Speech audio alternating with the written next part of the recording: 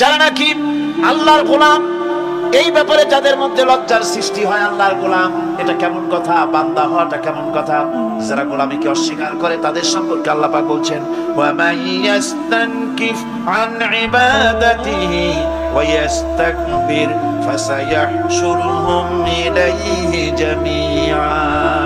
কেউ যদি আল্লাহর বন্দেগী করার ব্যাপারে লজ্জা পোষণ করে, যদি লজ্জার কারণ মনে করে, অহংকার করে, গৌরব করে, তাহলে তারা পালাবে কোথায়, যাবে কোথায়? আমি কিয়ামতের দিন সবগুলিকে এক জায়গায় করে ফেলবো। সুতরাং আল্লাহ পাকের গোলামিতে আল্লাহ যে বান্দা বলে যখন ডাকেন, লজ্জার কোনো কারণ নাই। অহংকার যে করবে সে নিজেকে ধ্বংস করবে। আল্লাহ পাক সব নবীদেরকে নিজের বান্দা বলেছেন। নবীরা কি আল্লাহ পাকের বান্দা। হযরত ইউসুফ আলাইহিস সালাম সম্পর্কে আল্লাহ পাক বলছেন কাযালিকা লিনাসরিফা আনহু সুআ ওয়াল ফাহশা ইন্নাহু মিন ইবাদিনাল মুখলাসিন। এরূপই ঘটলো যাতে আমি ইউসুফ আলাইহিস সালামকে, আমার বান্দা, তাকে আমি নির্লজ্জতা ইত্যাদি থেকে আমি রক্ষা করেছি। নিশ্চয়ই হযরত ইউসুফ ছিল আল্লাহ পাকের বান্দা, আল্লাহ পাকের আব্দ। রাসূল করিম সাল্লাল্লাহু আলাইহি ওয়াসাল্লাম তিনি হচ্ছেন সর্বশ্রেষ্ঠ আল্লাহর পয়গম্বর। তার থেকে শ্রেষ্ঠ নবী আর কি কেউ আছে? জোরে বলেন আছে? তার থেকে মাহবুব, তার থেকে শ্রেষ্ঠ আল্লাহর কাছে কেউ নেই। সেই নবীকে আল্লাহ রাব্বুল আলামিন কোরআনে কারীমের ভিতরে তাকে আব্দ বলেছেন। কি বলেছেন? অনেকগুলি আয়াত আছে যে আয়াতের ভিতরে আল্লাহ পাক তার নাম নেন নাই, নবী বলেন নাই, রাসূল বলেন নাই, শুধু বলেছেন আব্দ। যেমন ফাআওহা ইলা আবদিহি মা আওহা, অতঃপর তার বান্দার নিকট যা ওহী করার ছিল তা তিনি করলেন। সেই বান্দাকে মুহাম্মদ সাল্লাল্লাহু আলাইহি ওয়াসাল্লাম। অন্য আয়াতে আল্লাহ পাক বলছেন ওয়া আন্নাহু লাম্মা কামা আবদুল্লাহি ইয়াদউহু কাদু ইয়াকুনুনা আলাইহি লিবাদান। আর এই আল্লাহর বান্দা যখন নামাজ পড়তে দাঁড়িয়ে গেল, আল্লাহকে ডাকার জন্য যখন দাঁড়ালো, তখন লোকেরা তার উপরে ঝাঁপিয়ে পড়লো। ঝাঁপিয়ে পড়ার জন্য প্রস্তুতি গ্রহণ করলো। এখানে আব বলা হয়েছে কাকে?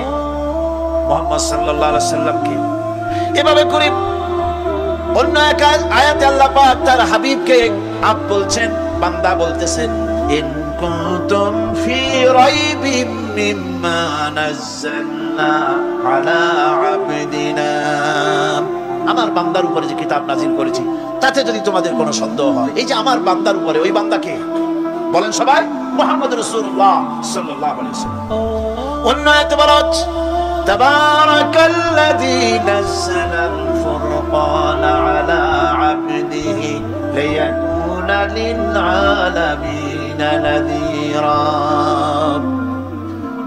অতীব বরকতপূর্ণ সেই মহান সত্তা যিনি তার বান্দার উপরে ফুরকান নাজিল করেছেন। কে সেই বান্দা? মুহাম্মদ সাল্লাল্লাহু আলাইহি ওয়াসাল্লাম।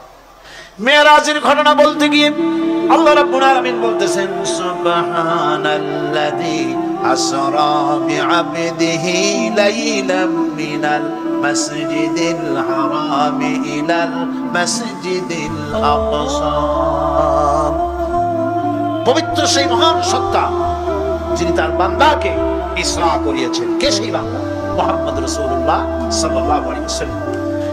সুতরাং আবদিয়াত, ইবাদত, গোলামি, এটা হচ্ছে মানুষের জীবনের সবচেয়ে বড় মর্যাদাকর খেতাব আল্লাহর পক্ষ থেকে। আল্লাহর বান্দা হওয়া, গোলামি পরিপূর্ণ রূপে হবে কেবলমাত্র আল্লাহ পাকের। এই গোলামির জন্যই আল্লাহ পাক আমাদেরকে সৃষ্টি করেছেন, অন্য কোনো কাজে আমাদেরকে সৃষ্টি করেন না। সেই জন্য আমাদেরকে গোলামি করতে হবে, আনুগত্য করতে হবে কেবলমাত্র কার বলুন তো? এই গোলামি যদি সঠিকভাবে করি, যদি বান্দারা যারা আল্লাহ পাকের বান্দা বলে, গোলাম বলে নিজেদেরকে দাবি করে, যদি সঠিকভাবে ইবাদতটা করা যায়, তাহলে আল্লাহ তাদের জন্য কি ওয়াদা করেছেন শুনুন। দুনিয়ায় তাদেরকে আল্লাহ পুরস্কার দেবেন, আখিরাতেও দেবেন। এটা বলুন, দুনিয়া এবং আখিরাতে আল্লাহ পুরস্কার দেবেন। হেদায়েত পাওয়া যত কঠিন, হেদায়েতের উপরে টিকে থাকা ততদিন কঠিন। সেই জন্য আল্লাহ তাআলা হেদায়েত প্রাপ্তদের জন্য একটা দোয়া শিখিয়ে দিয়েছেন। এই দোয়াটা করো যাতে তোমরা হেদায়েতের উপরে টিকে থাকতে পারো। দোয়াটা কি? রব্বানা লা তুযিগ কুলুবানা বা'দা ইয হাদাইতানা ওয়া হাব লানা মিন লাদুনকা রাহমাতান ইন্নাকা আনতাল ওয়াহ্হাব। আয় আমার রব, তুমি আমাকে যখন দয়া করে হেদায়েতের রাস্তা দিয়েছো, আল্লাহ তুমি আমাকে হেদায়েত থেকে বিগড়ে দিও না। বলেন আমিন। ইহদিনাস সিরাতাল মুস্তাকিম। পড়েন ইহদিনাস সিরাতাল মুস্তাকিম সিরাতাল্লাযীনা আন'আমতা আলাইহিম গায়রিল মাগদুবি আলাইহিম ওয়ালাদ-দাল্লিন। আমিন। হে আল্লাহ, তুমি আমাদেরকে হেদায়েত দাও, হেদায়েতের রাস্তা দেখাও, ওই পথ যে পথ নবীয়িন, সিদ্দিকীন, শুহাদা, সালেহীন তাদের পথ আমাদের দেখাও। আর যারা অভিশপ্ত, যারা বিপদগ্রস্ত, পথগ্রস্ত, সে পথে আমি চলতে চাই না। নবীদের পথ আমাদেরকে দেখাও। হেদায়েত পাওয়া যত কঠিন, হেদায়েতের উপরে টিকে থাকা ততোধিক কঠিন। সেই জন্য আল্লাহ তাআলা হেদায়েত প্রাপ্তদের জন্য একটা দোয়া শিখিয়ে দিয়েছেন, এই দোয়াটা করো যাতে তোমরা হেদায়েতের উপরে টিকে থাকতে পারো। দোয়াটা কি? রব্বানা লা তুযিগ কুলুবানা বা'দা ইয হাদাইতানা ওয়া হাব লানা মিন লাদুনকা রাহমাতান ইন্নাকা আনতাল ওয়াহ্হাব। আয় আমার রব, তুমি আমাকে যখন দয়া করে হেদায়েতের রাস্তা দিয়েছো, আল্লাহ তুমি আমাকে হেদায়েত থেকে বিগড়ে দিও না। বলেন আমিন। নবী করিম সাল্লাল্লাহু আলাইহি ওয়াসাল্লামের কাছে কোরআন নাজিল হচ্ছে। কে এনে দিচ্ছে? আল্লাহ তাআলা দুনিয়ার মানুষকে হেদায়েত দিবেন, সেজন্য নবী দরকার আর হেদায়েত পাঠানো দরকার। আল্লাহ তাআলা কোনো মানুষের সাথে সরাসরি কথা বলেন না, সরাসরি কথা বলেন না, সামনে এসে কথা বলেন না। যদি কারোর সঙ্গে কথা বলতে চান, মিন ওয়ারাই হিজাব, পর্দার আড়াল থেকে কথা বলেন, অথবা তার মনের মধ্যে আল্লাহ তাআলা ইলকা করে দেন। আমি গত 2 সপ্তাহ আগে কায়রো সফর করে এসেছি, মিশর। আল্লাহ তাআলার কাছে আমার খুব আশা ছিল। দুনিয়ার 4টি মহাদেশের প্রায় অর্ধশত দেশ ভ্রমণ করেছি, কিন্তু মিশর আমার দেখা হয়নি। মুসা আলাইহিস সালামের দেশ, ফেরাউনের দেশ, ইউসুফ আলাইহিস সালামের দেশ, সালেহ আলাইহিস সালামের দেশ, ইব্রাহিম আলাইহিস সালামের শ্বশুর বাড়ি। আল্লাহ তাআলা সেই জায়গা দেখার তৌফিক দিলেন। গেলাম সেই জায়গায়, কায়রো থেকে প্রায় 600 কিলোমিটার দূরে, তুরে সায়না, যেখানে আল্লাহ মুসা আলাইহিস সালামের সাথে কথা বলছিলেন। আমার জীবন ধন্য। আল্লাহ তাআলা সেই জায়গাটাও দেখালেন যেখানে আল্লাহ মুসা আলাইহিস সালামের সঙ্গে কথা বলছেন। তো আল্লাহ তাআলা সরাসরি কথা বলেন, কিন্তু দেখা যায় না তাকে। এই কোরআন শরীফে আল্লাহ তাআলা কি সুন্দর করে বলেছেন, সূরা তাহার মধ্যে এসেছে, মুসা আলাইহিস সালাম তিনি যাচ্ছিলেন তার স্ত্রী পরিজন নিয়ে। স্ত্রী ছিলেন গর্ভবতী, আসন্ন প্রসব, ডেলিভারি হবে, প্রচন্ড ঠান্ডা ছিল, এখন আগুনের প্রয়োজন। তিনি দূরে দেখতে পেলেন একটা গাছের উপরে যেন আগুন দেখা যায়। তিনি ছুটলেন সেই আগুনের পানে এবং বললেন, ফাকালা লি আহলিহিম কুসু ইন্নী আনাস্তু নারান লাআল্লি আতিকুম মিনহা বিকাবাসিন আও আজিদু আলান নারি হুদা। তোমরা এখানে অপেক্ষা করো, আমি তো আগুনের মতো কি একটা দেখতেছি, আমি ওখানে যাই, হয়তো আগুন আনতে পারবো, অথবা কোন একটা রাস্তা, একটা কিছু পেয়ে যাবো। শয়তানের ওয়াসওয়াসায় পড়ে বান্দা যখন একটা গুনাহ করে, আল্লাহ বলে দিয়েছেন একটা গুনাহ লিখবি। আদম আলাইহিস সালামকে আল্লাহ পাক যখন দুনিয়ায় পাঠিয়ে দিলেন, হযরত হাওয়া যখন দুনিয়া আসলেন, আর শয়তানের বুজুর্গি সব শেষ হয়ে গেল। শয়তানে বলল, আল্লাহ আমার সব ইবাদত নষ্ট হইল আদমের জন্য, আমি তোমার কাছে ফরিয়াদ জানাই, তুমি 7টা জাহান্নাম বানাইছো, এই জাহান্নাম আরো বানাও। আমি তোমার এই জাহান্নামগুলি তোমার বান্দাগুলি দিয়ে ওয়াসওয়াসা দিয়ে জাহান্নাম ভরে দেব। সেই আদমের জন্য আমার সমস্ত ইবাদত পণ্ড হলো, সেই আদম সন্তান সব আমি জাহান্নামে পাঠাবো। আল্লাহ রাব্বুল আলামিন বললেন, এই কোরআন শরীফের ভিতরে আছে, আল্লাহ পাক বলেছেন, ও আমার ফেরেশতারা, শয়তান কি বলল শুনেছো? আমার বান্দা যখন শয়তানের ওয়াসওয়াসায় পড়ে একটা নেকের একটা গুনাহ নিয়ত করবে, গুনাহ করার নিয়ত করবে, গুনাহটা করে নাই, পাপ লিখবা না। গুনাহ করা হয়ে যাওয়ার পর একটা গুনাহের জন্য একটা গুনাহই লিখবা। আর যদি আমার বান্দা কোন একটি নেকির কাজের নিয়ত করেছে, হজের নিয়ত করেছে, হজে যায় নাই, মাদ্রাসা মসজিদে দান করবে, চট্টগ্রাম তাফসীরুল কোরআন মাহফিলে দান করবে, করে নাই এখনো, শুধু নিয়ত করেছে, নেক নিয়তের কারণে আমলনামায় একটা নেকি লিখে দিবা।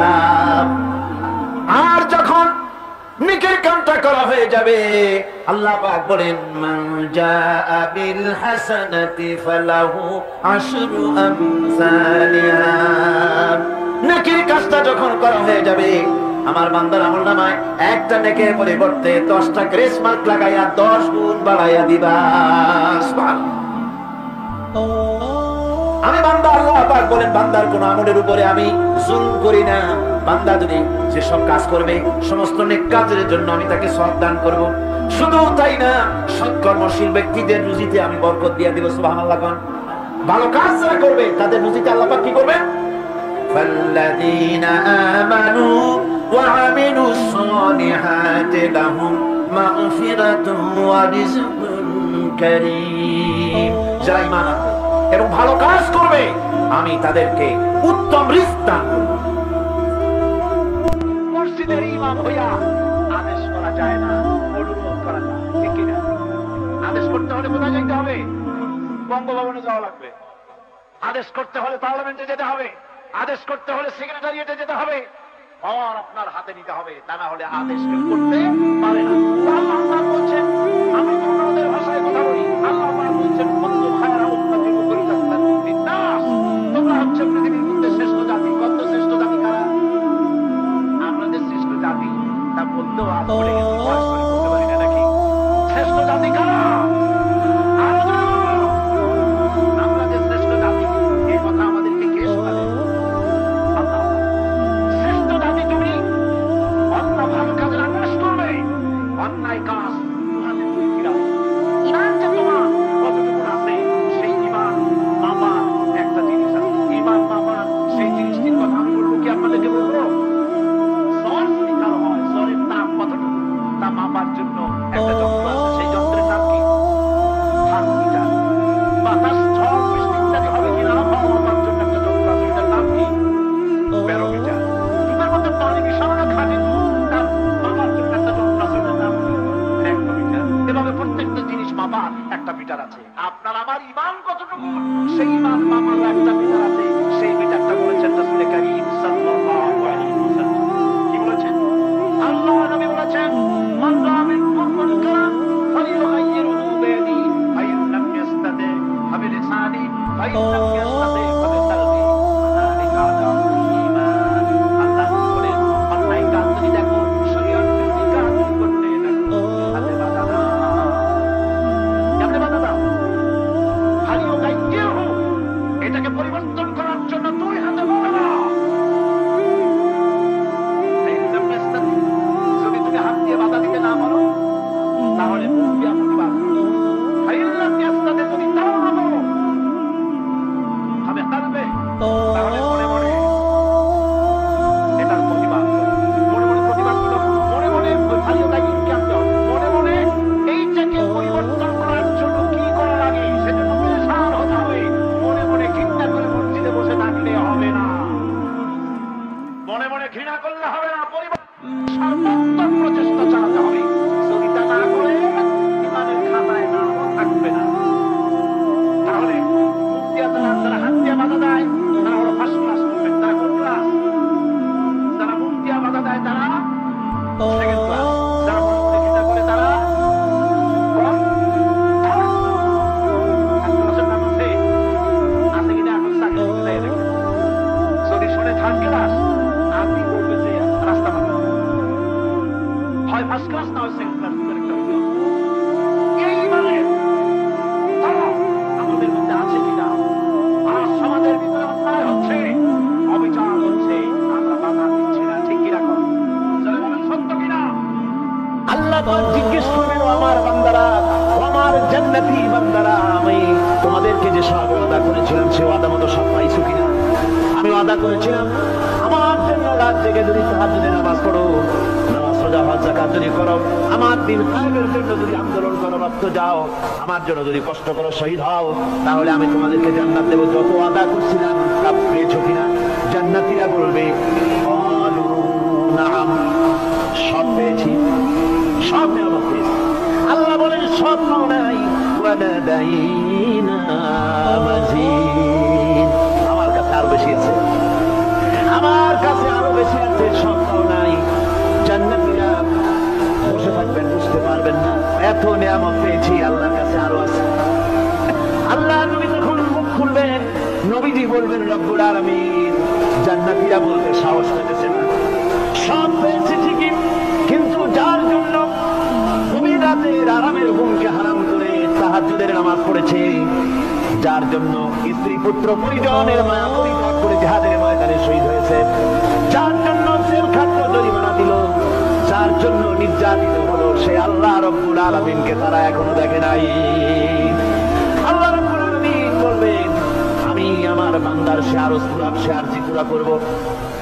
আল্লাহ রব্বুল আলামিন তার সামনে থেকে সমস্ত অন্যের পর্দাগুলি সরে যাবে। রব্বুল আলামিন তার বান্দার দিকে, বান্দার সামনে জালওয়া আফরোজ হবেন। আল্লাহ পাক কোরআনে কারীমের ভিতরে বলছেন, উজুহু ইয়াউমাইযিন নাযিরা ইলা রাব্বিহা নাযিরা। বান্দা আল্লাহ পাক বান্দার দিকে তাকিয়ে থাকবেন, আর সমস্ত বান্দারা আল্লাহ রব্বুল আলামিনের দিকে তাকিয়ে থাকবে। এই অবস্থায় কত কাল চলে যাবে কেউ টের পাবে না। রব্বুল আলামিন জান্নাতের ভিতরে তোমার জান্নাতীরা যেদিন তোমাকে দেখবে, ওই দিন আমাদেরকেও জান্নাতে একটু জায়গা করে দিও আল্লাহ। আমরা যেন ওই জান্নাতের ভিতরে বসার জায়গা যদি না পাই, আমরা গুনাহগার মানুষ, জান্নাতের কোনো একটু জায়গায় ঠাঁই করে দিও যেন তোমারে দেখতে পাই। আল্লাহ তোমাকে দেখা তৌফিক আমাদের দিও, ধরে বলেন আমি। হযরত মাহবুব রব্বানী কুতুবে সুবহানী শেখ মুহিউদ্দিন আব্দুল কাদের জিলানী রাহমাতুল্লাহ আলাইহি তিনি বলেছেন, মুনাজাত করতে গিয়ে আবেগে বলেছেন, রব্বুল আলামিন, তুমি যদি দয়া করে আমাকে জান্নাত দাও, আর তোমাকে যদি আমি না পাই, তুমি যদি আমার সঙ্গে দেখা না করো, আমারে যদি কথা না বলো, তাহলে এই জান্নাত আমার কোনো লাভ নাই। আর আমাকে যদি জাহান্নাম দিয়ে দাও, আর মাঝে মধ্যে তুমি যদি জিজ্ঞাসা করো মহিউদ্দিন কেমন আছো, তাহলে এই জাহান্নাম আমার জন্য বেহেশত হয়ে যাবে। আল্লাহ আমি শুধু তোমারই চাই, শুধু তোমারে দেখতে চাই। আল্লাহ রাব্বুল আলামিনকে যেন আমরা দেখতে পারি, আল্লাহর সঙ্গে যেন দেখা করতে পারি।